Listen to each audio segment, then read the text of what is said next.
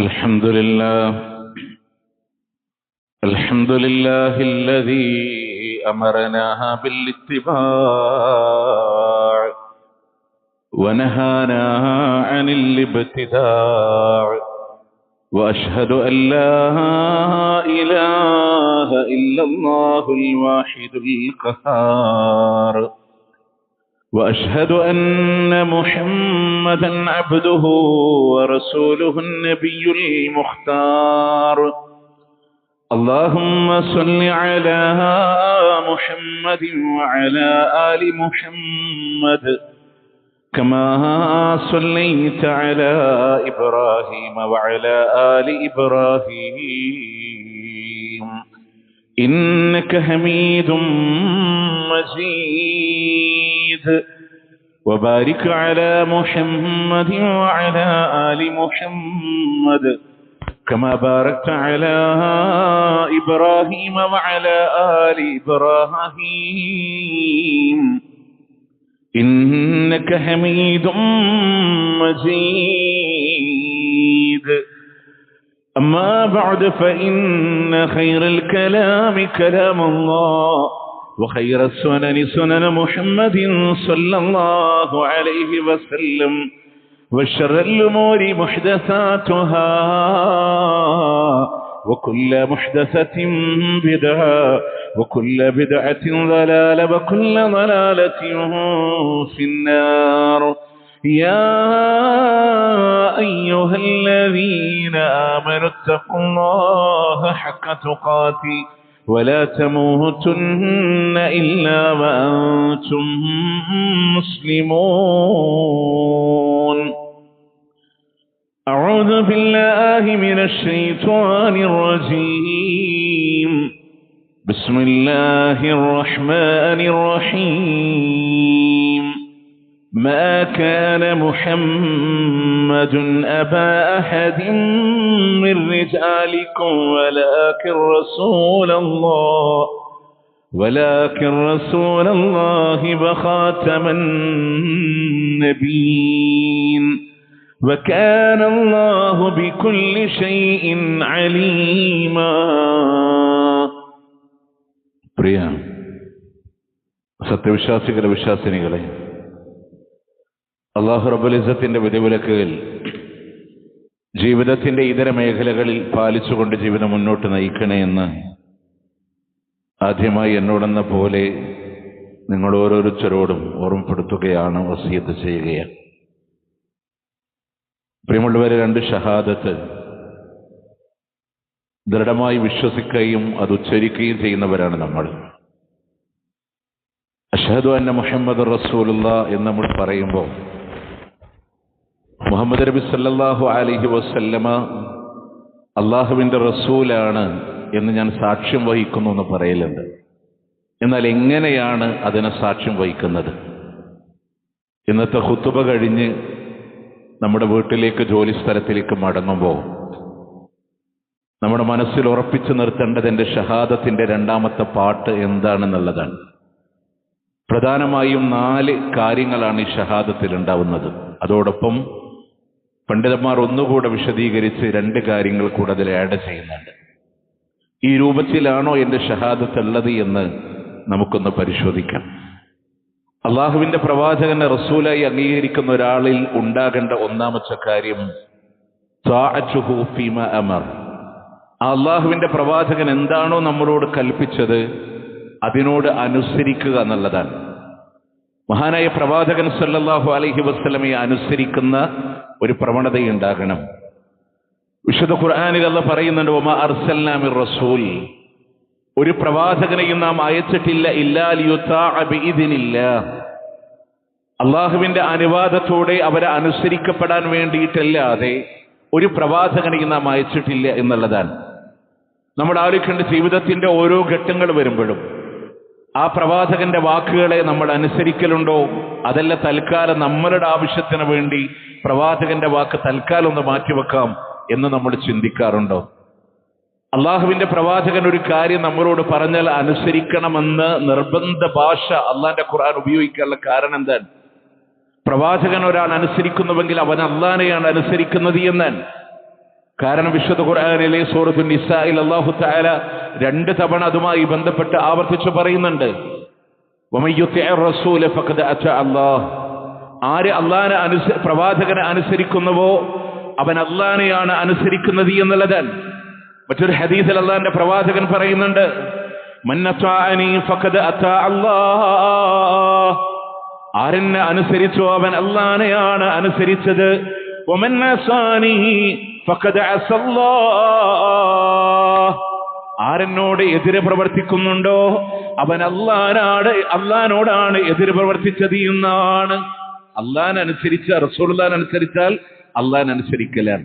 പ്രവാചകനെ ധിക്കരിക്കുമ്പോ അത് അല്ലാഹനെ ധിക്കരിക്കലാണ്. കാരണം അല്ലാഹുവിന്റെ ഖുർആൻ പറഞ്ഞു, വമാ യൻതിഖു അനിൽ ഹവാ ഇൻ ഹുവ ഇല്ലാ വഹയ്യുഹാ. ആ പ്രവാചകനുണ്ടല്ലോ മുഹമ്മദ് എന്ന് പറയുന്ന പ്രവാചകൻ സല്ലല്ലാഹു അലൈഹി വസല്ലം, സ്വന്തം ഇഷ്ടപ്രകാരം ആ റസൂൽ ഒന്നും പറയണില്ല. മതത്തിന്റെ കാര്യത്തിൽ ഒരു സൂചിപ്പൊട്ട് കാര്യം പോലും എന്റെ വക ഇന്നതാണ് എന്ന് പറഞ്ഞ് അള്ളാന്റെ പ്രവാചകന്റെ ഈ ദീനിൽ പറഞ്ഞിട്ടില്ല. അതുകൊണ്ട് ആര് ആ പ്രവാചകനെ അനുസരിക്കുന്നുവോ അവൻ അള്ളാനെയാണ് അനുസരിച്ചിരിക്കുന്നത് എന്നുള്ളതാണ്. വിശുദ്ധ ഖുർആനിലെ സൂറത്തുൻ നിസായിലെ 59-ാമത്തെ ആയത്തില് അല്ലാഹ് പറയുന്നുണ്ട്, യാ അയ്യുഹല്ലദീന ആമനു, അല്ലയോ വിശ്വാസികളെ, അത്തിഉല്ലാഹ്, അല്ലാഹനെ നിങ്ങൾ അനുസരിക്കണേ, വഅത്തിഉർ റസൂൽ, അല്ലാഹന്റെ പ്രവാചകനെ നിങ്ങൾ അനുസരിക്കണേ. ആ വിഷയത്തിന്റെ പദത്തിന്റെ കാമ്പെന്താണെന്നറിയോ നിങ്ങൾക്ക്? അല്ലാഹനെ അനുസരിക്കണമെന്ന് പറഞ്ഞ് പ്രവാചകനെ അനുസരിക്കണമെന്ന് പറയാൻ അറബി ഭാഷയിൽ അത്തിഉല്ലാഹ വറസൂൽ എന്ന് പറഞ്ഞാൽ മതി. പക്ഷെ അല്ലാഹന്റെ ഖുർആൻ അവിടെ ഉപയോഗിച്ച പ്രയോഗം എന്താണ്? അത്തിഉല്ലാഹ വഅത്തിഉർ റസൂൽ. ആ ഫിഅലിനെ 2 പ്രാവശ്യം അല്ലാഹ് ആവർത്തിക്കുകയാണ്. അഥവാ അല്ലാഹുവോ റസൂലോ ഒരു കാര്യം പറഞ്ഞാൽ രണ്ടാമതൊന്നും ആലോചിക്കാനുള്ള സമയമില്ല, പൂർണ്ണമായ അനുസരണമാണ്. എന്നാൽ മൂന്നാമതൊരു പോയിന്റ് പറഞ്ഞു, വഉലിൽ അംരി മിൻകും, നിങ്ങളുടെ കൈകാര്യകർത്താക്കളായ നേതാക്കന്മാരെ അനുസരിക്കണം. അവിടെ അല്ലാഹ് അത്തിയൊന്ന് ചേർത്ത് പറഞ്ഞില്ല. കാരണം നേതാക്കന്മാരോടുള്ള അനുസരണം നിരുപാധികമല്ല, ഉപാധികളോടുകൂടെയാണ്. അവരെന്ന് സത്യത്തിന്റെ മാർഗത്തിലുണ്ടോ അവരെ നമുക്ക് അനുസരിക്കാം. അവർ സത്യത്തിൽ നിന്ന് വ്യതിചലിച്ചാൽ അവരെ അനുസരിക്കേണ്ടതില്ല. പക്ഷെ അള്ളാന്റെയും റസൂലിന്റെയും വിഷയത്തില് അവിടെ സത്യമല്ലാത്ത ഒന്നുമില്ല. അതുകൊണ്ട് പൂർണ്ണമായ അനുസരണം ഉണ്ടാകണമെന്നാണ്. ഒരു വിഷയത്തിൽ നിങ്ങൾക്കിടയിലൂടെ തർക്കം വന്നാൽ അതിന് അള്ളാഹുവിലേക്കും റസൂലിലേക്കും നിങ്ങൾ ആ വിഷയത്തിന് മടക്കണമെന്നുള്ളതാണ്. മുത്തനബീനെ അനുസരിച്ച് ആ പ്രവാചകന്റെ കൂടെ സ്വർഗത്തിൽ ഒരു സ്ഥാനം കിട്ടാൻ ഇടക്കിടക്ക് പ്രവാചകന്റെ മുന്നിലേക്ക് ഓടി വരുന്ന സൗബാൻ റളിയല്ലാഹുവിന്റെ പ്രവാചകനെ കാണാൻ വലിയ ഇഷ്ടമാണ്. അള്ളാന്റെ ഹബീബിന്റെ മുന്നിൽ വന്ന് മുഖം നോക്കുമ്പോ ഒരു ദിവസം സൗബാന് സങ്കടത്തോടെ ഇരിക്കാൻ, കുട്ടിയാണ്. മുത്തനബി ചോദിക്കുന്നുണ്ട്, എന്ത് പറ്റി സൗബാൻ? പ്രവാചകരെ കാണാൻ ആഗ്രഹിക്കുമ്പോ ഓടി ഓടി വരാറുണ്ട്. നാളെ പരലോകത്ത് അങ്ങ് സ്വർഗത്തിലാകും, പക്ഷെ ഈ സൗബാനിന് അല്ലാഹ് സ്വർഗം തരുമെന്ന് ഒരു ഉറപ്പില്ല. അഥവാ ഇനി സ്വർഗം തന്നാൽ പോലും അങ്ങ് ഉന്നതമായ ദർജയിലാകുമല്ലോ, ഇതുപോലെ കാണാൻ കഴിയില്ലല്ലോ. താൻ ശുദ്ധ ഖുർആനിന്റെ മനോഹരമായ ആയത്തിറങ്ങുകയാണ്, ومن يطع الله والرسول فأولئك أنعم الله عليهم من النبيين والصديقين والشهداء والصالحين. ആര് അല്ലാഹുവിന്റെ റസൂലിനെ അനുസരിക്കുന്നുവോ അവർ നബിമാരുടെ കൂടെ, സിദ്ദീഖീങ്ങളുടെ കൂടെ, ശുഹദാക്കളുടെ കൂടെ, സ്വാലിഹീങ്ങളുടെ കൂടെ സ്വർഗത്തിലാണ്. അല്ലാഹ് അനുഗ്രഹിച്ചവരുടെ കൂടെയാണ്. അള്ളാന്റെ ഖുർആനിൽ ഒരു ആയത്തിറങ്ങാൻ ഇസ്ലാമിൽ എത്ര പാഠങ്ങളാണ്. അള്ളാന്റെ റസൂൽ എന്ന് പറഞ്ഞാൽ നിങ്ങൾ നോക്കി, അബ്ദുല്ലാ റളിയല്ലാഹു അൻഹുവിന്റെ ഷഹീദാവാണ് ഉഹദിന്റെ രണഭൂമിയിലെ. തന്റെ പ്രിയപ്പെട്ടവന്റെ ജനാസ വാഹന മൃഗത്തിന്റെ ഒരു ഭാഗത്ത് പ്രിയപ്പെട്ട സഹോദരന്റെ ജനാസ. ആ ജനാസ വെച്ച അദ്ദേഹത്തിന്റെ ഉമ്മ നാട്ടിലേക്ക് മടങ്ങുമ്പോ സഹാബത്ത് പറഞ്ഞു, റസൂലുള്ളാഹി പറഞ്ഞത് ഏതൊരു മണ്ണിൽ മരിച്ചു അവിടെ മറവ് ചെയ്യണമെന്നാണ്. അവർ നേരെ മടങ്ങി തന്റെ പ്രിയപ്പെട്ട ഭർത്താവിന്റെ ആങ്ങളയുടെ മയ്യത്തൊരൊറ്റ കുടിയിൽ മറവ് ചെയ്ത് അവർ തിരിച്ചു പോരാൻ. ജരീർ ഇബ്നു അബ്ദില്ല റളിയല്ലാഹു അൻഹു പറയാണ്, 6 മാസങ്ങൾ കഴിഞ്ഞിട്ട് പിന്നെ ആ ജനാസ ഞാൻ മാറ്റി മറവ് ചെയ്തു എന്നുള്ളതാണ്. റസൂലുള്ളാഹി പറഞ്ഞു, സ്വർണത്തിന്റെ മോതിരം കയ്യിലണിഞ്ഞപ്പോ നരകത്തിന്റെ തീക്കനൽ നിന്റെ വിരലിൽ അണിയാൻ നീ ഇഷ്ടപ്പെടുന്നുണ്ടോ എന്ന് ചോദിച്ച ആ പ്രവാചകൻ ആ മോതിരം അങ്ങ് വലിച്ചെറിയുമ്പോ മറ്റുള്ള സഹാബത്തൊക്കെ പറഞ്ഞത് എടുത്താൽ തംഫീർ, അതുകൊണ്ട് ഉപകാരം എടുക്കാലോ. ആ മനുഷ്യൻ പറഞ്ഞു, അള്ളാന്റെ പ്രവാചകന്റെ കരങ്ങളെ കൊണ്ട് വലിച്ചെറിഞ്ഞത് എന്റെ കൈ കൊണ്ട് ഞാൻ തൊടൂല. ഉഹദിന്റെ രണഭൂമിയിലെ ഹംസ റളിയല്ലാഹു അൻഹുവിന്റെ ജനാസ, വികൃതമാക്കപ്പെട്ട ജനാസ സഹോദരിക്ക് കാണിച്ചു കൊടുക്കണ്ടെന്ന് പറയുമ്പോ കാണാൻ വേണ്ടി ഓടിക്കൊണ്ടിരിക്കുന്നവരോട് അവരുടെ മകൻ പിന്നിൽ നിന്ന് വിളിച്ചു പറയും, അങ്ങോട്ട് പോവണ്ട. മകന്റെ കയ്യും തട്ടിമാറ്റി ഓടുമ്പോ അവിടെ നിന്ന് പറയുന്നുണ്ട്, ഉമ്മ സുബൈർ ഇബ്നു അവ്വാം വിളിച്ചു പറഞ്ഞു, ഉമ്മ അള്ളാന്റെ റസൂലാ പറഞ്ഞത് നിങ്ങൾക്ക് കാണിച്ചു തരണ്ടെന്ന് പറഞ്ഞപ്പോ ആണി തറച്ച പോലെ നിന്ന് തിരിച്ചു പോരാണ്. റസൂലിനോടൊന്ന് അനുവാദം ചോദിക്കോ, ഉമ്മാക്കൊന്ന് കാണാൻ, ഉമ്മാക്കൊന്ന് ദുആ ചെയ്യാൻ അള്ളാന്റെ റസൂലിനോടൊന്ന് അനുവാദം ചോദിക്കുമോ ഞാൻ? എത്ര വലിയ ആഗ്രഹത്തിന്റെ മുമ്പിലും ഇത്രയുള്ളൂ. ഒരു ദിവസം മുത്തുനബി പള്ളിക്ക് ഇങ്ങനെ വരുമ്പോ ജുലൈബീബ് റളിയല്ലാഹുവിന്റെ പള്ളിയിൽ ഇരിക്കുന്നുണ്ട്. അദ്ദേഹത്തിന് ചെറിയൊരു കൂനുണ്ട്, കാണാൻ അത്ര ഭംഗിയുള്ളൊരു വർണ്ണമൊന്നുമില്ല അദ്ദേഹത്തിന്. ഏകാന്തനായി ഇങ്ങനെ ഇരിക്കുമ്പോൾ അള്ളാന്റെ ഹബീബ് ചോദിച്ചു, ആരുമില്ലാത്ത ഈ സമയത്ത് പള്ളിയിലെ നിനക്കൊരു കൂട്ടുണ്ടെങ്കിൽ ഒരു സമാധാനം ഉണ്ടാവില്ലേ ജീവിതത്തിലെ? വിവാഹം കഴിക്കണം. റസൂൽ ആരെനിക്ക് പെണ്ണ് തരാനാണ്? ഇന്ന പ്രദേശത്തിന്റെ കുടുംബത്തിൽ നീ പോകണമെന്ന് നബി സല്ലല്ലാഹു അലൈഹി വസല്ലം പറഞ്ഞുവിടാൻ, വിവാഹം അന്വേഷിക്കാനാണ്. മുത്തുനബി പറഞ്ഞുവിട്ട ആളാണെന്ന് കരുതി അദ്ദേഹത്തെ വീട്ടിലേക്ക് സ്വീകരിച്ചിരുത്താൻ അവസാനം വിവാഹാന്വേഷണം നടത്തിയപ്പോ മനസ്സിനൊരു തൃപ്തിയില്ലാതെ അവരദ്ദേഹത്തോട് പിന്നെ സംസാരിക്കാമെന്ന രൂപത്തിൽ അദ്ദേഹത്തെ ഇങ്ങനെ മടക്കി വിടാൻ ആ വീട്ടിൽ നിന്ന് ഇങ്ങനെ ഇറങ്ങുമ്പോ അകത്തു നിന്ന് വിശുദ്ധ ഖുർആനിന്റെ ആയത്ത് ഇങ്ങനെ ഓതരണ്ടൊരു മോള്, വമാ കാന ലിമുഅ്മിനിൻ വലാ മുഅ്മിന ഇദാ ഖലല്ലാഹു വറസൂലുഹു അംറാ അയ്യകൂന ലഹുൽ ഖിയറതു മിൻ അംരിഹിം വമൻ യഅസില്ലാഹ വറസൂലഹു ഫഖദ് ളല്ല ളലാലം മുബീനാ. അല്ലാഹുവോ റസൂലോ ഒരു കാര്യം വിധിച്ചു കഴിഞ്ഞാൽ സ്വന്തം ഇഷ്ടപ്രകാരം പ്രവർത്തിക്കാൻ ഒരാൾക്കും അധികാരമില്ല.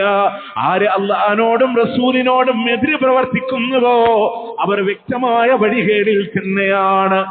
ഈ ആയത്തോതിയ മഹദി ആരാണെന്നറിയുമോ? ജാരിയ റളിയല്ലാഹു അൻഹാ. അവിടുന്ന് പിതാവിന്റെ മുന്നിൽ വന്നിട്ട് പറയാ, എനിക്ക് ഈ വിവാഹത്തിനോടാണ് 100% താല്പര്യം. ഇസ്ലാമിലെ വിവാഹം കഴിക്കുന്നവരുടെ താല്പര്യത്തിന് തന്നെയാണ് പരിഗണന. അവർ ഈ ആയത്തോതി വാപ്പാനോട് പറഞ്ഞു കൊടുത്തു, എനിക്ക് ഈ വിവാഹത്തോടാ താല്പര്യം. അവിടെ പോലും സ്വഹാബത്തിന്റെ മാതൃക അങ്ങനെയാണ്. നമ്മൾ ആലോചിക്കണം, നമ്മളുടെ കുടുംബ ജീവിതത്തിലും വ്യക്തി ജീവിതത്തിലും അള്ളാഹിന്റെ മുത്തുനബിയെ ഞാൻ അനുസരിച്ചു എന്ന് പറയാൻ. അതുകൊണ്ട് അഷ്ഹദു അന്ന മുഹമ്മദർ റസൂലുള്ളാഹ് എന്ന് പറയുമ്പോ ആ മുത്തുനബിയെ ഞാൻ അനുസരിക്കുന്നവനാണ്. അതാണ് ഒന്നാമത്തെ പോയിന്റ് വരേണ്ടത്. 2, തസ്ദീഖുഹു ഫീമാ അഖ്ബർ. അള്ളാന്റെ ഹബീബ് ഏതൊന്ന് നമ്മളോട് അറിയിച്ചു തന്നോ അതിനെ സത്യമെന്ന് വിശ്വസിക്കലാണ്. അള്ളാന്റെ നബി പറഞ്ഞ സത്യമാണ്. അങ്ങനത്തെ ഒരു പരലോകത്തിനെ പറ്റി, ഖബറിനെ പറ്റി, ആഖിറത്തിനെ പറ്റി, നമുക്കറിയാത്ത വിഷയങ്ങളെ പറ്റി, അത് ഒരു വിഷയത്തിൽ പോലും അള്ളാന്റെ ഹബീബിനോട് എതിര് പറയുന്ന ഒരു സമീപനം ഉണ്ടാവരുത്. കാരണം ഒക്കെ അള്ളാന്റെ വഹ്യാണ്.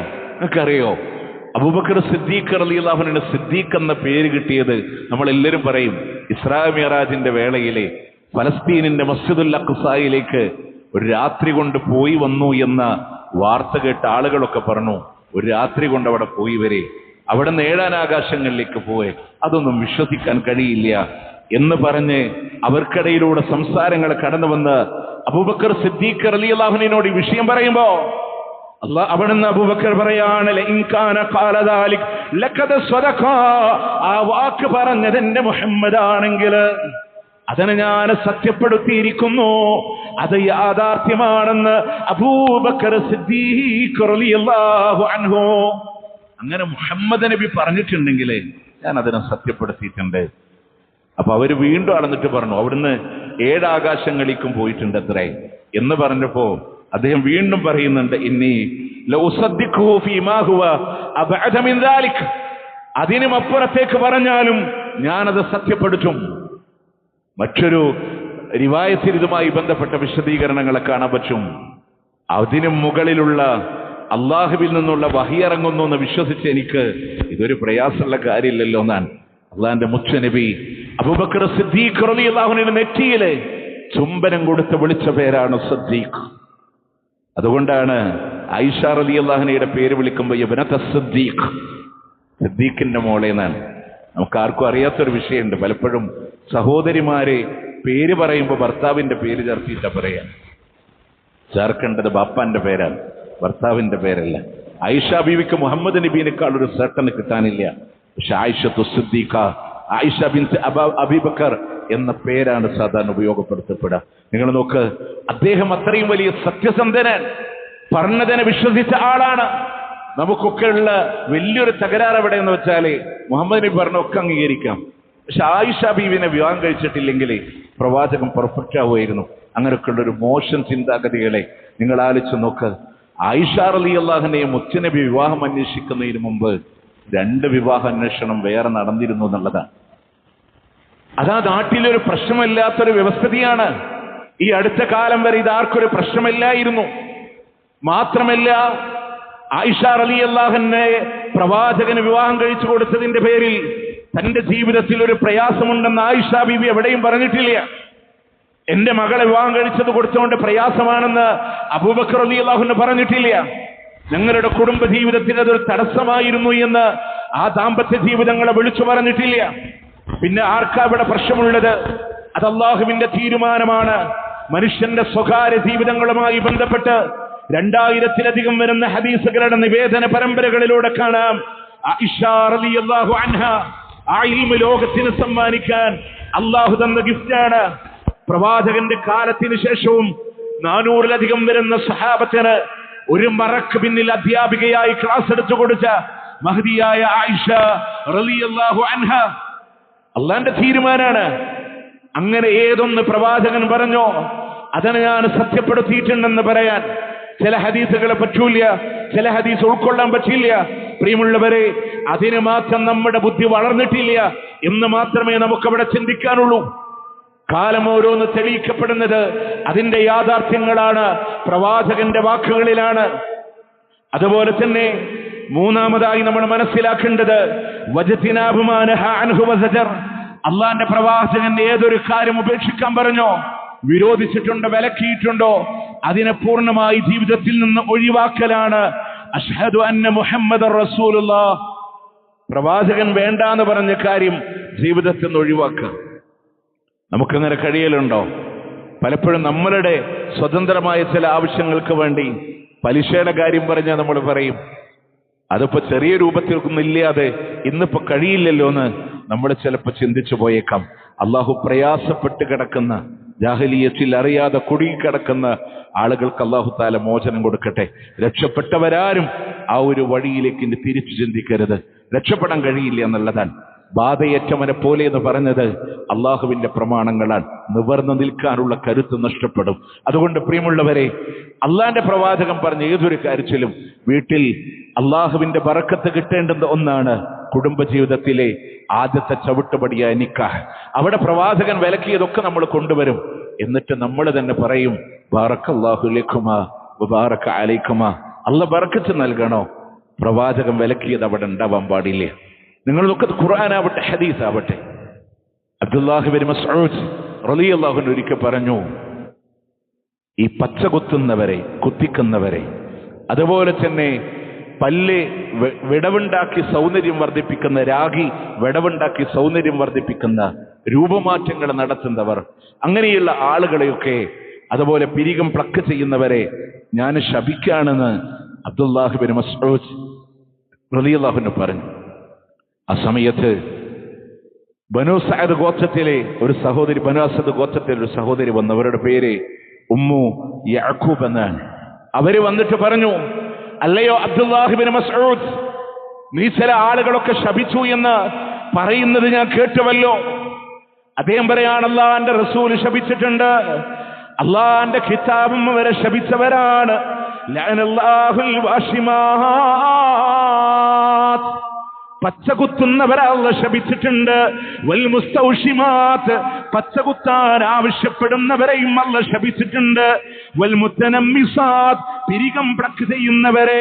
വൽ മുത്തഫല്ലിജാതി ലിൽ ഹുസ്നി, അഴകിന് വേണ്ടി പല്ലിരാഗി ഗ്യാപ്പുണ്ടാക്കുന്നവരെ.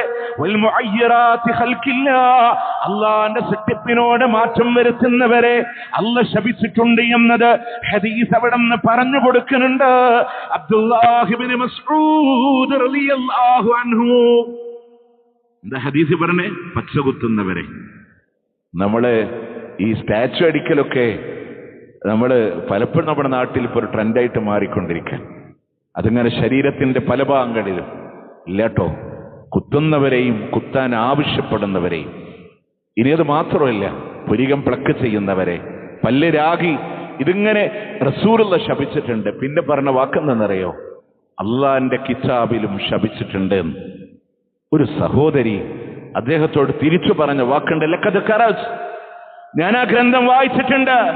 മാ ബൈനൽ ലൗഹൈൻ, ആ രണ്ട് ചട്ടകൾക്കുള്ളിൽ മുഴുവനും ഞാൻ വായിച്ചവളാണ്. അബ്ദുല്ലാഹി ഇബ്നു മസ്ഊദേ, ആ ഖുർആൻ മുഴുവനും ഞാൻ വായിച്ചവളാണ്. പക്ഷെ അങ്ങനെ ഒരു ഖുർആനിൽ ഈ പച്ചകുത്തുന്നതിനെ, പിരികം പ്ലക്ക് ചെയ്യുന്നതിനെ, പല്ല് രാഗിമിരിക്കുന്നതിന് നിഷിദ്ധമാണെന്ന് പറയുന്ന ഒരായത്ത് അള്ളാന്റെ ഖുർആനിൽ ഇല്ലല്ലോ. അബ്ദുല്ലാഹി ഇബ്നു മസ്ഊദ് അദ്ദേഹം പറഞ്ഞു, നിങ്ങൾ ഖുർആൻ നല്ലതുപോലെ ഓതിയിട്ടില്ല എന്ന് പറഞ്ഞൊരായത്ത് ഓതിക്കൊടുക്കാണ്. വമാ ആതാകുമുർ റസൂലു ഫഖുദൂഹു വമാ നഹാകും അൻഹു ഫൻതഹൂ. അള്ളാന്റെ പ്രവാചകൻ ഏതൊന്ന് കൊണ്ടുവന്നോ അതിനെ നിങ്ങൾ സ്വീകരിക്കണം. റസൂലുള്ള ഏതൊന്ന് വിലക്കിയോ അത് നിങ്ങൾ ഒഴിവാക്കണമെന്ന് ഖുർആൻ ആ വിലക്കിയതാണ് ഈ ഹദീസ് എന്ന് അദ്ദേഹം. അപ്പൊ അള്ളാന്റെ മുത്തുനബി പാടില്ല എന്ന് പറഞ്ഞ ഒരു കാര്യത്തിനെ 100% എന്റെ ജീവിതത്തിൽ വേണ്ട എന്ന് വെക്കാൻ. നിങ്ങൾ ആലോചിച്ചൊക്കെ, ജീവിതത്തിൽ രക്ഷപ്പെടാൻ അള്ളാന്റെ ഹബീബ് ചെയ്യാൻ പറഞ്ഞ കാര്യങ്ങളെ കഴിവിന്റെ പരമാവധി ചെയ്യാൻ വേണ്ടി നമ്മൾ ശ്രമിക്കുക. ചെയ്യരുത് എന്ന് പറഞ്ഞൊരു കാര്യത്തോട് 100% അതിൽ നിന്ന് വിട്ടുനിൽക്കാനാണ് തയ്യാറാകേണ്ടത്. അപ്പൊ അതുകൊണ്ട് പ്രവാചകൻ പാടില്ല എന്ന് വിലക്കിയിട്ടുള്ള ഏതൊക്കെ കാര്യമുണ്ടോ അതെന്റെ ജീവിതത്തിലില്ല എന്ന് തീരുമാനിക്കലാണ് 4ാമത്തെ പോയിന്റ്. അഷ്ഹദു അന്ന മുഹമ്മദ് റസൂലുള്ളാഹിയിൽ നമ്മൾ ശ്രദ്ധിക്കേണ്ടത് അവിടെ നിന്ന് പറഞ്ഞു, അല്ലാ തുഅബദല്ലാഹ് ഇല്ലാ മാ ശറഅ, ആ പ്രവാചകൻ നിയമമാക്കി തന്നതല്ലാതെ ആരാധന ചെയ്യാൻ പാടില്ല. അതാണ് മുത്തനബി ആരാധനയായിട്ട് എന്താണോ പഠിപ്പിച്ചു തന്നത് അത് മാത്രം ആരാധനകളായിട്ട് കൊണ്ടു നടക്കുക. ഇപ്പൊ നിസ്കാരം, മുത്തറസൂൽ സ്വല്ലു കമാ റഅയ്തുമൂനി ഉസല്ലി, ഞാൻ എങ്ങനെ നിസ്കരിക്കുന്നത് കണ്ടോ അതുപോലെ നിസ്കരിക്കാം. ഉസ്മാൻ ഇബ്നു അഫ്ഫാൻ റളിയല്ലാഹു അൻഹു വുളു എടുത്തിട്ട് പഠിപ്പിച്ചു തരാൻ. ഇതുപോലെയാണ് അള്ളാന്റെ ഹബീബ് വുളു എടുത്തത്. ഹജ്ജിന്റെ ഒരേ ഒരു ഹജ്ജിന്റെ വേളകളില് ആ ഹജ്ജ് മാത്രം ചെയ്ത ലോകത്തിന്റെ പ്രവാചകന് സഹാബത്തിനോട് പറഞ്ഞു കൊടുക്കുന്നുണ്ട്, സഹാബാ ഖുദൂ അന്നീ മനാസിക്കക്കും, ഹജ്ജിന്റെ കർമ്മങ്ങൾ നല്ലതുപോലെ നോക്കി പഠിക്കണേ സഹാബാ. ലഅല്ലി ലാ അഹുജ്ജു ബഅദ ആമി ഹാദാ, ഈ ഒരു കൊല്ലം കഴിഞ്ഞാൽ ഞാൻ ഹജ്ജ് ചെയ്തു എന്ന് വരില്ല. അതുകൊണ്ട് നല്ലതുപോലെ നോക്കി പഠിക്കണേ സഹാബാ. ഏതൊരു ഇബാദത്തും അള്ളാന്റെ ഹബീബ് പറഞ്ഞ പോലെയല്ലാതെ നിങ്ങൾക്ക് പ്രാർത്ഥന പോലും ബറാ ഇബ്നു ആസിബ് റളിയല്ലാഹു അൻഹു നിന്ന് ഉദ്ധരിക്കുന്ന ഹദീസിലൂടെ കാണാം, അള്ളാന്റെ റസൂൽ അദ്ദേഹത്തോട് പറയുന്നുണ്ട്, ബറായെ, ഉറങ്ങാൻ കിടക്കുമ്പോ ശുദ്ധിയായി വുളു എടുത്ത് ചരിഞ്ഞു കിടക്കേണ്ട വിഷയം പറഞ്ഞിട്ട് അല്ലാഹുമ്മ ഇന്നി അസ്ലംതു നഫ്സീ ഇലൈക് എന്ന പ്രാർത്ഥന ചൊല്ലാനായി ഇങ്ങനെ പഠിപ്പിച്ചു കൊടുക്കുകയാണ്. ബറാ റളിയല്ലാഹു അൻഹുവിനോട് പ്രാർത്ഥന മുഴുവൻ പറഞ്ഞു കൊടുത്തിട്ട് അള്ളാന്റെ ഹബീബ് പറയുന്നു, ഒന്ന് നീ എനിക്ക് ചൊല്ലിത്താ. അത് പഠിച്ചു നോക്കാനാണ്. അദ്ദേഹം ഇങ്ങനെ ചൊല്ലുമ്പോ മുത്തനബി അതിൽ പറഞ്ഞു കൊടുത്തൊരു വാക്കുണ്ട്, വബി നബിയിക്കല്ലദീ അർസൽത. അത് ചൊല്ലാൻ വേണ്ടി പറഞ്ഞപ്പോ അദ്ദേഹം അതിന് ചെറിയൊരു മാറ്റം വരുത്തി പറഞ്ഞു, വബി റസൂലിക്കല്ലദീ അർസൽത. പദവി നോക്കുമ്പോ നബീനേക്കാളും മുകളിലാണ് ആര്? റസൂൽ. പക്ഷേ അള്ളാന്റെ ഹബീബ് തിരിച്ചു കൊടുത്തു, വബി നബിയിക്കല്ലദീ അർസൽത. കാരണം എന്തെന്നറിയോ? അത് അള്ളാന്റെ വഹയാണ്. തിരുത്താൻ ഒരാൾക്കും അധികാരമില്ല, ഒരു വാക്ക് പോലും തിരുത്താനുള്ള അധികാരമില്ല എന്ന്. അതുകൊണ്ട് അള്ളാന്റെ ഹബീബ് എന്താണോ നിയമമാക്കിയത് അത് മാത്രം നമ്മളുടെ ജീവിതങ്ങളിലൂടെ കൊണ്ടുവരാൻ. പ്രിയമുള്ളവരെ, ഒരുപാട് അനാചാരങ്ങൾ ഇങ്ങനെ പടർന്നു പന്തലിക്കാണ്. ഇത് സഫർ മാസാണ്. സഫർ മാസത്തിന് പ്രത്യേക നിക്ക്, സഫറിന്റെ ബുധനാഴ്ചകള് കല്യാണങ്ങൾ നടത്താൻ പാടില്ല. മുത്തുനബിയുടെ നിക്കാഹ് നടന്ന മാസമാണ് സഫറിന്റെ അവസാനം. പക്ഷെ നമ്മുടെ ആളുകൾക്ക് പുതിയൊരു നിയമമാണ്, ദുശകുനമാണ്. അതുപോലെ ഓരോ മാസങ്ങളിലും ഓരോ ആചാരങ്ങള്. ഇനി പ്രവാചകന്റെ ജന്മദിനങ്ങള്, അതുപോലെ തന്നെ ജീലാനി ദിനങ്ങള്, ഓരോ ആഴ്ചകളിലും ഓരോ പണ്ഡിതന്മാർ അവർക്ക് തോന്നുന്ന ആചാരങ്ങളെ കൊണ്ടുവരുമ്പോ എന്റെ ഹബീബ് പറഞ്ഞതല്ലാതെ അതിന്റെ അപകടം എവിടെന്നറിയോ? ഒരു വാക്ക് പോലും മാറ്റാൻ അള്ളാന്റെ ദീൻ അധികാരം തന്നിട്ടില്ല. നാളെ പ്രവാചകനിൽ നിന്ന് ഹൗദുൽ കൗസർ വാങ്ങിക്കുടിക്കാൻ അള്ളാന്റെ ഹബീബിന്റെ അടുക്കലേക്ക് കടന്നു വരുമ്പോ മുത്തറസൂല് പറയാണ്, യഅരിഫൂനനി വഅരിഫുഹും, അവരെന്നെ തിരിച്ചറിയും, ഞാൻ അവരെയും തിരിച്ചറിയും.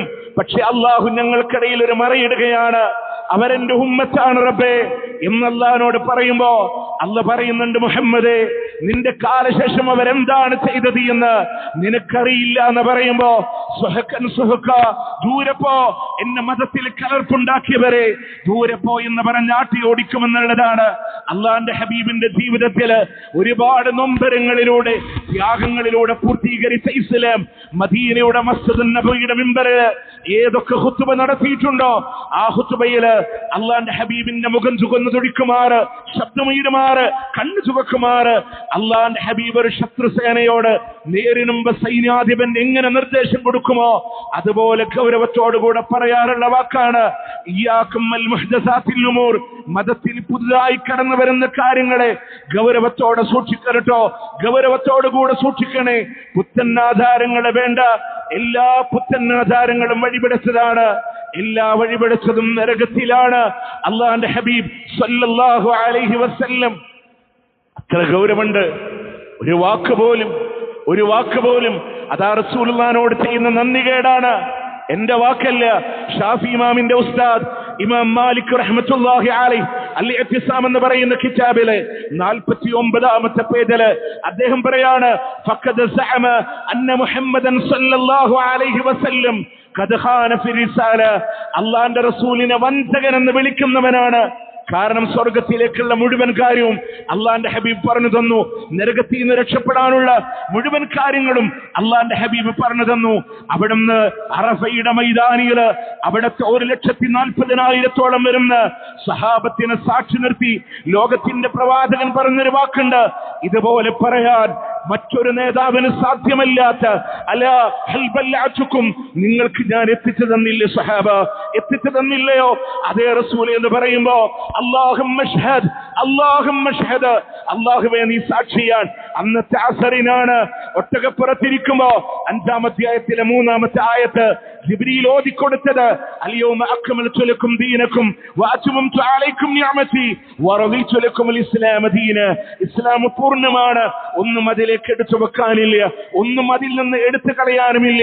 അതുകൊണ്ട് ആര് മതത്തിന് മേലെ എന്തു കൊണ്ടുവന്നാലും എനിക്കെന്റെ മുത്തുനബിയുടെ പാത, ആ റസൂല് നിയമമാക്കാത്തൊന്നും എനിക്ക് വേണ്ട.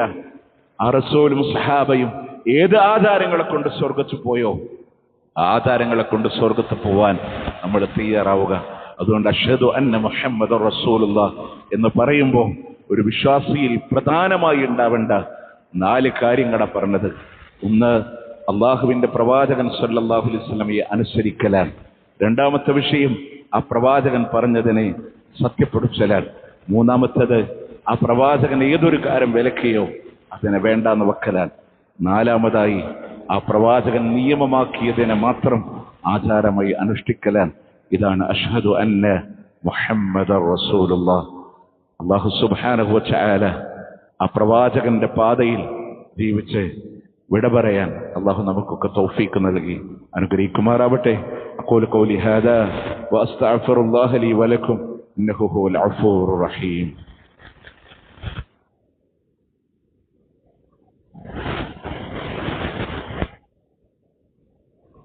الحمد لله رب العالمين والعاقبة للمتقين ولا عدوان إلا على الظالمين. أصلي وأسلم على رسوله النبي الكريم وعلى آله وصحبه أجمعين. أما بعد اتقوا الله يا عباد الله. അള്ളാഹുവിനെ സൂക്ഷിച്ചുകൊണ്ട് ജീവിക്കണമെന്ന് ഒരിക്കൽ കൂടി ഓർമ്മപ്പെടുത്തുകയാണ്, വസിയത്ത് ചെയ്യുകയാണ്. പ്രിയമുള്ളവരെ, പണ്ഡിതന്മാർ ഈ ഷഹാദത്തുമായി ബന്ധപ്പെട്ട് രണ്ട് കാര്യങ്ങൾ കൂടെ അതിൽ ആഡ് ചെയ്യുന്നുണ്ട്. അതിലൊന്ന് മഹബ്ബത്തുർ റസൂലാണ്, അള്ളാഹിന്റെ ഹബീബിനോട് ഇഷ്ടം വെക്കലാണ്. ലാ യുഅ്മിനു അഹദുക്കും ഹത്താ അകൂന അഹബ്ബ ഇലൈഹി മിൻ വാലിദിഹി വവലദിഹി വന്നാസി അജ്മഈൻ. മക്കളെക്കാളും മാതാപിതാക്കളെക്കാളും സ്വന്തം ശരീരത്തെക്കാളുപരി ഇഷ്ടമുണ്ടാകേണ്ടത് അള്ളാഹിന്റെ മുത്തുനബിയോടാണ്. ഈത്തപ്പന മരത്തോട്ടങ്ങളാൽ നിബിഡമായി കിടക്കുന്ന മദീനയുടെ ഇടവഴികളിലൂടെ സഞ്ചരിച്ച ലോകത്തിന്റെ പ്രവാചകന് സന്തത സഹചാരികളിൽപ്പെട്ട ഉമർ റളിയല്ലാഹു അൻഹു പറഞ്ഞു, നബിയെ, ഉമർ കഴിഞ്ഞാൽ ഇഷ്ടം എനിക്ക് അങ്ങയോടാണ്. അത് പോരെ ഉമറെ, നിന്നെക്കാൾ ഉപരി നീ എന്നെ ഇഷ്ടപ്പെടുന്നത് വരെ നീ വിശ്വാസിയാവൂല എന്നാണ്. അതിന് ഞാൻ തയ്യാറാ റസൂലേ, ഈ ഉമറിനെക്കാളും എനിക്കിഷ്ടം. സൂറത്ത് തൗബയിൽ അല്ലാഹു പറഞ്ഞ പോലെ മക്കളെക്കാളും മാതാപിതാക്കളെക്കാളും സഹോദരങ്ങളെക്കാളും കുടുംബ ബന്ധങ്ങളെക്കാളും വീടിനേക്കാളും കച്ചവടത്തെക്കാളും സമ്പത്തിനേക്കാളും ഇഷ്ടമുണ്ടാകേണ്ടത് വെറുതല്ല കേട്ടോ. ലോകത്ത് നമ്മൾ ഏറ്റവും കൂടുതൽ സ്നേഹിച്ചത് ആരെന്നറിയും? അള്ളാന്റെ ഹബീബാണ്. മരിക്കണ നേരത്തെ പോലും നമ്മളെ വിളിച്ചതാണ്. അള്ളാന്റെ ഹബീബിന്റെ തന്റെ ഉമ്മത്തിന്റെ മരണവേദന എന്താകുമെന്ന് അന്വേഷിച്ചതാണ്. ആ ഉമ്മത്തിനെ രക്ഷപ്പെടാൻ അള്ളാഹുവിന്റെ അടുക്കൽ ഒരുപാട് കരഞ്ഞതാണ്. നാളെ സിറാത്ത് പാലത്തിന്റെ ഓരച്ചും ഉമ്മത്തിന് വേണ്ടി റബ്ബിനോട് ദുആ ചെയ്ത് കാത്തിരിക്കുന്നതും ആ മുത്തുനബിയാണ്. ഹൃദയത്തിലെ നിങ്ങൾ നോക്കേ, സഹാബത്ത് പ്രവാചകനെ സ്നേഹിച്ച പോലെ അബൂദുജാന റളിയല്ലാഹു അൻഹു ഉഹദിന്റെ രണഭൂമിയിൽ ഇങ്ങനെ അക്രമങ്ങൾ, ഇങ്ങനെ അരാജകത്വങ്ങൾ ഇങ്ങനെ കൊടികുത്തി വാഴുമ്പോ അത് പ്രവാചകൻ അറ്റാക്ക് ചെയ്യാൻ തയ്യാറായി നിൽക്കുമ്പോ അവർക്ക് നെഞ്ചു വേണോ അങ്ങയുടെ, പകരം എൻ്റെ നെഞ്ചു കൊടുക്കാം. മുതുക് വേണോ, പകരം എൻ്റെ മുതുകിനെ കൊടുക്കാം. ഇടത് കൈയിൽ പ്രവാചകൻ ഇങ്ങനെ ചേർത്തി പിടിച്ച ത്വൽഹത്ത് റളിയല്ലാഹു അൻഹു ഉണ്ട്. വലത് കൈ കൊണ്ട് പോരാടി വരലുകൾക്ക് വെട്ടേൽക്കുമ്പോൾ മുത്തുനബിയെ വലത് കൈയിലേക്ക് മാറ്റി ഇടത് കൈ കൊണ്ട് പോരാടാൻ 70ഓളം വെട്ടും കുത്തും ശരീരത്തില് ദൂരം നമ്പിയുമ്പോ പറഞ്ഞില്ല, റസൂലേ, അങ്ങയുടെ നെഞ്ചിന്റെ താഴെ ത്വൽഹത്തിന്റെ നെഞ്ചുണ്ട് നബിയെ, അങ്ങയുടെ നെഞ്ചിന്റെ താഴെ ത്വൽഹത്തിന്റെ നെഞ്ചുണ്ട് നബിയെ. അത്ര ഇഷ്ടമാണ്, അത്ര ഇഷ്ടമാണ്. അമ്മാറ, മുത്തുനബിക്ക് ഒന്നുമില്ല അങ്ങയ്ക്ക് വേണ്ടി കൊണ്ടുവന്ന് തരാൻ, യുദ്ധത്തിന് വേണ്ടി സ്വത്ത് സ്വരൂപിക്കാൻ. പക്ഷെ എന്റെ കുഞ്ഞിനെ ഒരു വെട്ടുതെടുക്കാൻ കഴിയുമെങ്കിൽ അങ്ങയ്ക്ക് കൊണ്ടുപോവാൻ നബിയെ. അത് റസൂല് സ്വീകരിച്ചിട്ടില്ല. ആ ഒരു ഇഷ്ടം, ആ ഒരു മഹബ്ബത്ത് എനിക്ക് എൻ്റെ ജീവിതത്തിൽ ഏറ്റവും ഇഷ്ടം എൻ്റെ നബിയാണ് സല്ലല്ലാഹു അലൈഹി വസല്ലം. അത് മദീനയിൽ പോകുമ്പോൾ മാത്രമല്ല, ബാബുസലാമിലൂടെ കടന്നു വന്ന് മുത്തുനബിയുടെ മിമ്പറും കടന്ന് റൗളാ ഷരീഫും കടന്ന് പ്രവാചകന്റെ ഖബറിന്റെ ചാരെ അസ്സലാമു അലൈക യാ റസൂലല്ലാഹ് എന്ന് പറയുമ്പോൾ രോമം എഴുന്നേറ്റ് നിൽക്കുന്നത്, കണ്ണുകൾ നിറഞ്ഞൊലിക്കുന്ന 1 അല്ല 10 അല്ല 100 തവണ ചെന്നാലും അതൊരു വല്ലാത്ത അനുഭൂതിയാണെങ്കിൽ ആ മുഹമ്മദുർ റസൂലുള്ള നെഞ്ചലേറ്റി എനിക്ക് ഏറ്റവും ഇഷ്ടം എൻ്റെ മുത്തുനബിയാണ് എന്ന് അള്ളാന്റെ പടപ്പുകളിലെ ഇഷ്ടം ആ ഹബീബിനോട് വെക്കാൻ നമുക്ക് കഴിയണം. മറ്റൊരു വിഷയമുണ്ടാകേണ്ടത് ആ പ്രവാചകനെ ഖാത്തിമുൻ നബിയായി അംഗീകരിക്കുക എന്നുള്ളതാണ്. എന്താണ് മുത്തുനബി ഒടുവിലത്തെ പ്രവാചകനാന്ന് പറയണേ? നിങ്ങൾ ആലോചിച്ച് നോക്കി, വിശുദ്ധ ഖുർആൻ സൂറത്ത് അഹ്സാബിന്റെ 40-ാമത്തെ ആയത്തിൽ പറഞ്ഞില്ലേ, ആരുടെയും അബാ അഹദിൻ മിർ റിജാലിക്, നിങ്ങളുടെ ആരുടെയും പിതാവല്ല, അദ്ദേഹം ഒരു പ്രവാചകനാണ്, അള്ളാന്റെ നബിയാണ്, വഖാതമൻ നബിയീൻ, അന്ത്യപ്രവാചകനാണ്. ഇനി വലാ നബിയ്യ ബഅദി, ആ പ്രവാചകന് ശേഷം എനിക്ക് ശേഷം ഒരു പ്രവാചകനില്ല എന്ന് പറഞ്ഞത് മുത്തുനബിയാണ് സല്ലല്ലാഹു അലൈഹി വസല്ലം. അത് പറയാത്തത് നമ്മളതിന്റെ അപകടങ്ങളെ തിരിച്ചറിയേണ്ടത്. മുത്തുനബിയുടെ കാലത്ത് മുസൈലിമത്തുൽ കദ്ദാബ് വന്നു. എന്നിട്ട് പറയാൻ, മുസൈലിമത്തുൽ കദ്ദാബ് ഒരു കത്തെഴുതിയിട്ട് പറഞ്ഞു, ഒരു പ്രവാചകൻ, മുഹമ്മദ് എന്ന പ്രവാചകൻ എഴുതുന്ന ലെറ്ററാണെന്ന്. അദ്ദേഹം പ്രവാചകന്റെ കാലത്ത് ഉടലെടുത്ത ആളാണ്. അതുപോലെ തന്നെ അസ്വദുൽ അൻസി കള്ളപ്രവാചകന്മാരായി കടന്നു വന്നതാണ്. ഒരു സ്ത്രീ വരെ നബിയായി വാദിച്ചു കടന്നു വന്നതാണ്. മുസൈലിമത്തുൽ കദ്ദാബിനെ കൊന്നതാരെന്നറിയോ? വഹ്ശി റളിയല്ലാഹു അൻഹുവാണ്. അദ്ദേഹം പറഞ്ഞു, എന്റെ സാട്ടടി കൊണ്ട് ലോകത്തിലെ ഏറ്റവും വലിയ നീതിമാനെ, വലിയൊരു മഹാനെ ഞാൻ കൊന്നിട്ടുണ്ട്. അത് ഹംസത്ത് ഇബ്നു അബ്ദുൽ മുത്തലിബ് റളിയല്ലാഹു അൻഹുവാണ്. അദ്ദേഹത്തിന്റെ ജഹാലത്തിലാണ്. പിന്നെ അദ്ദേഹം ഇസ്ലാമിനെ പുൽകി. ലോകത്തിലെ ഏറ്റവും നീചനെ ഞാൻ കൊന്നുകളഞ്ഞു, അത് മുസൈലിമത്തുൽ കദ്ദാബാണ്. ഒരു പ്രവാചകന് ശേഷം ഇനി ഒരു നബിയില്ല. അത് ഇന്ത്യയിലും അതിന്റെ ഓണം വന്നു.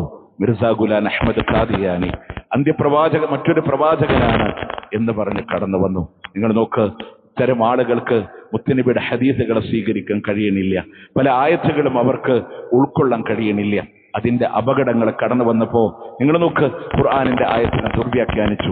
ഖുർആനിലെ സൂറത്ത് സഫിലെ എനിക്ക് ശേഷം ഒരു പ്രവാചകൻ കടന്നു വരുമെന്ന്, അദ്ദേഹത്തിന്റെ പേര് ഇസ്മുഹു അഹ്മദ്, അദ്ദേഹത്തിന്റെ പേര് അഹ്മദാൻ, ആ അഹ്മദ് ഖാദിയാനിയാണ് എന്ന് വ്യാഖ്യാനിച്ചവരോട് മുഹമ്മദ് നബിയുടെ പേരാൻ ആ പറഞ്ഞ ആള് വഖാല ഈസ ഇബ്നു മറിയം യാ ബനി ഇസ്രായീൽ, അല്ലയോ അവിടുന്ന് ഈസ അലൈഹിസ്സലാം തന്റെ ജനതയോട് പറയാൻ, ഞാൻ നിങ്ങളിലേക്കുള്ള പ്രവാചകനാണ്, എന്റെ ശേഷം യഅ്തി മിൻ ബഅദി ഇസ്മുഹു അഹ്മദ്, എന്റെ ശേഷം വരുന്ന അഹ്മദ് എന്ന പ്രവാചകൻ അത് മുഹമ്മദ് നബിയാണ്. ഇത്തരം ആളുകൾക്ക് ദജ്ജാലിന്റെ ഹദീസുകൾ ഉൾക്കൊള്ളാൻ കഴിയുന്നില്ല. എന്തുകൊണ്ടെന്നറിയോ? ദജ്ജാൽ എന്ന് പറയുന്നത് ഖിയാമത്ത് നാളിന്റെ അവസാനത്തിൽ വരുമെന്നും ലോകത്തിലെ എല്ലാ പ്രവാചകന്മാരും പറഞ്ഞിട്ടും അവരുടെ സമൂഹത്തിൽ വന്നിട്ടില്ല. എന്റെ ഉമ്മത്തിൽ അത് വരും. കാരണം വലാ നബിയ്യ ബഅദി, എനിക്ക് ശേഷം ഇനി ഒരു പ്രവാചകൻ കടന്നു വരാനില്ല. അതുകൊണ്ട് ഫഇന്നഹു അതാക്കും ലാ മഹാല, അവൻ നിങ്ങളിലേക്ക് വരും. പള്ളി മിമ്പറുകൾ വരെ ദജ്ജാലിനെ പറ്റി മറക്കുന്ന ഒരു കാലഘട്ടങ്ങളിൽ അവൻ നിങ്ങളിലേക്ക് വരുമെന്ന് അല്ലാഹുവിന്റെ ഹബീബ് സല്ലല്ലാഹു അലൈഹി വസല്ലം. അതുകൊണ്ട് പ്രവാചകന്റെ ഖാതിമുൻ നബുവത്തിനെ അംഗീകരിക്കുക, പ്രവാചകനെ സ്നേഹിക്കുക, ഇപ്പറഞ്ഞ 4 മാനദണ്ഡങ്ങളിലും ഉൾക്കൊണ്ട് ജീവിക്കാൻ നമ്മൾ തയ്യാറാവുക. അല്ലാഹു സുബ്ഹാനഹു വ തആല അനുഗ്രഹിക്കുമാറാവട്ടെ. അവന്റെ ജന്നാത്തുൽ ഫിർദൗസിലും അല്ലാഹു നാമേവരെയും ഒരുമിച്ച് ചേർക്കുമാറാവട്ടെ. പ്രിയമുള്ളവരെ, കഴിഞ്ഞ വെള്ളിയാഴ്ചയിൽ എടക്കരയിൽ ഒരു പള്ളിക്ക് വേണ്ടി ഇന്ന് കളക്ഷൻ ഉണ്ടാകും എന്ന് നമ്മൾ പറഞ്ഞിരുന്നു.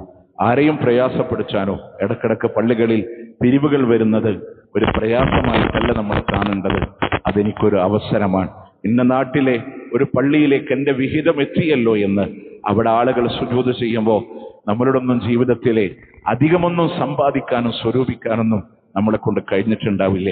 പക്ഷെ കയ്യിലുള്ളത് ചെറിയൊരു സംഖ്യയാണെങ്കിലും അതൊരു പള്ളിക്ക് വേണ്ടി കൊടുക്കുമ്പോൾ നാളെ നമ്മൾ ഖബറിലാകുമ്പോഴും അവിടെ സുജൂദ് നടക്കുമ്പോൾ, ഇബാദത്ത് നടക്കുമ്പോൾ അതിൻ്റെ ഒരു ഓഹരി എൻ്റെ ഖബറിൽ കിട്ടുമല്ലോ.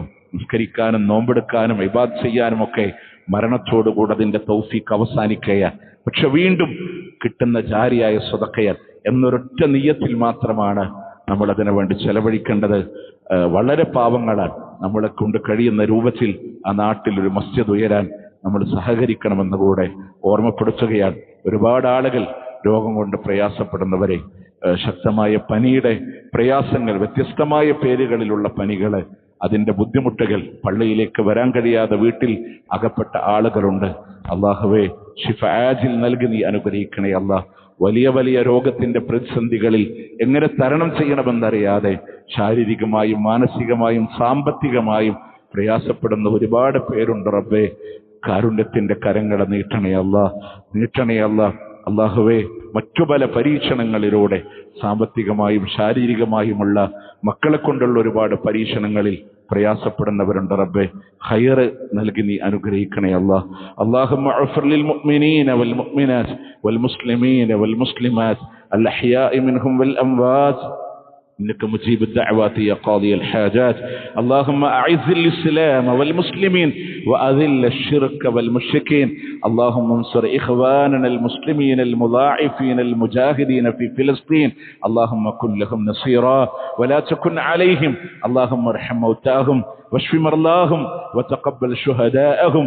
اللهم افتح المسجد الأقصى. اللهم لا تسلط علينا من لا يرحمنا. اللهم لا تسلط علينا من لا يرحمنا. اللهم لا تسلط علينا من لا يرحمنا. اللهم ربنا آتنا في الدنيا حسنة وفي الآخرة حسنة وقنا عذاب النار.